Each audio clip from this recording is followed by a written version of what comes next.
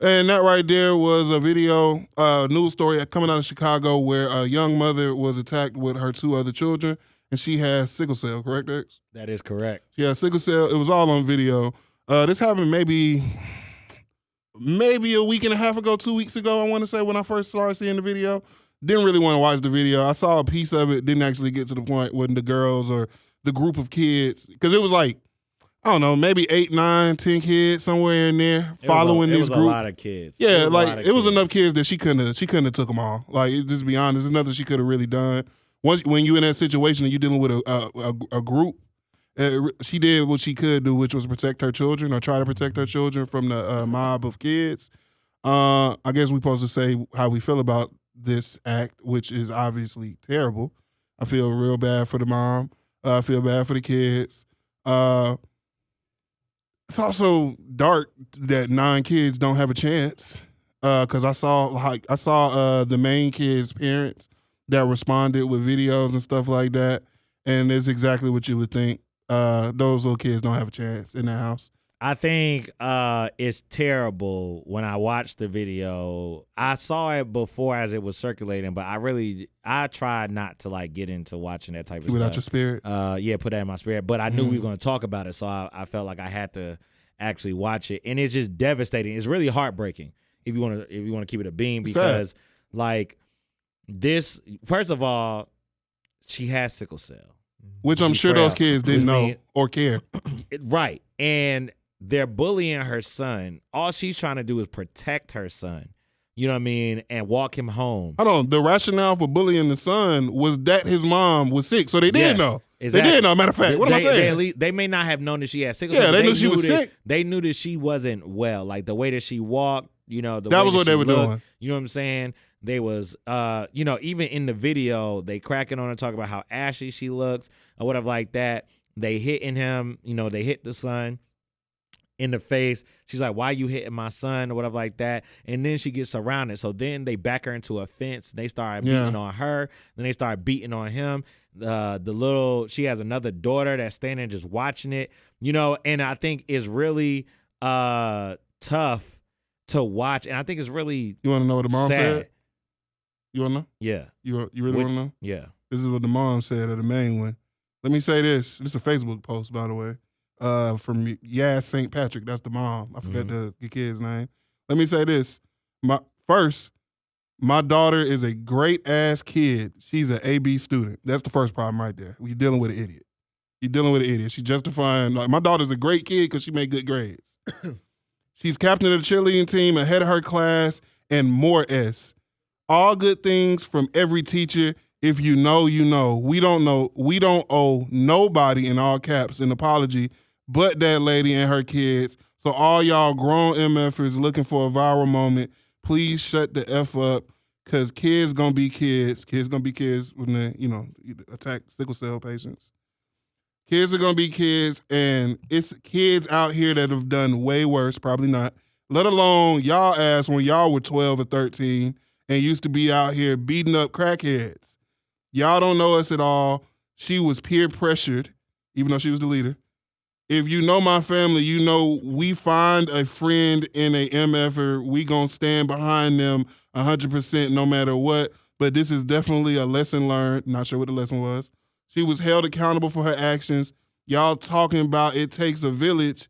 B, she got a castle.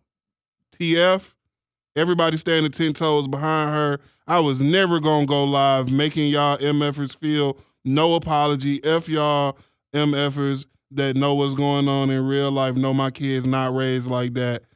P, feel how y'all feel. F y'all.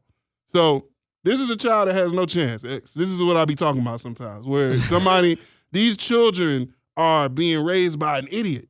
They have no other options until they get around somebody that's going to force them to read books. Henry. These are idiots. Henry, you're from Chicago. Henry, tell us about how stupid people can be in Chicago. Chicago's a different... You might want to... I got it. You want to read that? So I grew up, I'm from Chicago, right? Mm-hmm. And I went to elementary school on 83rd and Damon. So I played at the park on 79th. I think that's like 105th and Beasley. I thought I saw it. I grew up on 116th and Western, right off Western. So the way Chicago works is, right, it's not that different now than it was when I was coming up through high school. Okay. The only difference is you all have access to what's going on, right? That's really the only difference. Like, it's always been like this. Like, if I told you the amount of fights I've been in, you wouldn't believe me. Like, trying to get home was a thing, right? Literally trying to walk home really was a thing for us. And I remember, like, if you played a sport, you kind of got a pass. But also some of that was, I don't want to mess with the guy he just been lifting weights for 3 hours this afternoon, right? So that's kind of what it was. But you still have, in Chicago, you have very expensive everything, very low-paying jobs, very little government assistance. And then they start taking away things like the parks or the YMCAs or places that we can go and kind of like get together and be productive and work on projects or even just play basketball inside. Mm-hmm. They took all that away.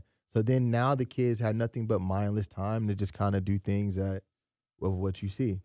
So I 100% believe you Yeah. on it being, because I mean, it's not like you 57, you 37. 37. You know what I'm saying? So we talking about early 2000s in Chicago. Damn. I know, yeah. Well, the early 2000s. I'm We saying that old, bro. no. We are that old. What you mean look that old? That's not old. That's not old. That was just That a was minute ago. I 25 was years there ago. too. I was just joking. I was there too. Yeah. But I understand, like, yeah, because I mean, we were from Atlanta. Like, I done seen people, like when she said the thing about people beating up crackheads. I done seen people beat up crackheads or get crackheads to fight each other over nothing. I've seen terrible stuff, but usually the line here. I don't know about up there. Usually, if it's something that somebody like sickle cell, right? People I went to school with would have sisters that had sickle cell. It's like if you go to school and you see somebody make fun of the special needs kid and you got a brother with autism. And it's like usually that starts a fight or something like that. It becomes an issue with the other kids that you picking on somebody that has like a handicap. I ain't never really seen a group of kids gang up on somebody that's handicapped before. And I know that it's a lot of social programs that have been taken away and a lot of kids got idle time.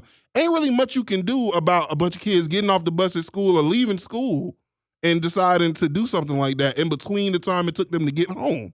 That just means that these kids in particular have a poor set of decision-making skills that's probably not their fault. So if you look back in Chicago, so like you said, I graduated from 8th grade in 2002. Okay. And at that time, you had like this great mass incarceration. And I think a lot of the stuff that we talk about, like we can't skip over what has been done to us to put us in positions to where we don't have men in the house. Like you have men in Chicago who are locked up for 10. I have friends. Like I'm not saying people. No, I know exactly what you I mean. know, right? They were not bad kids.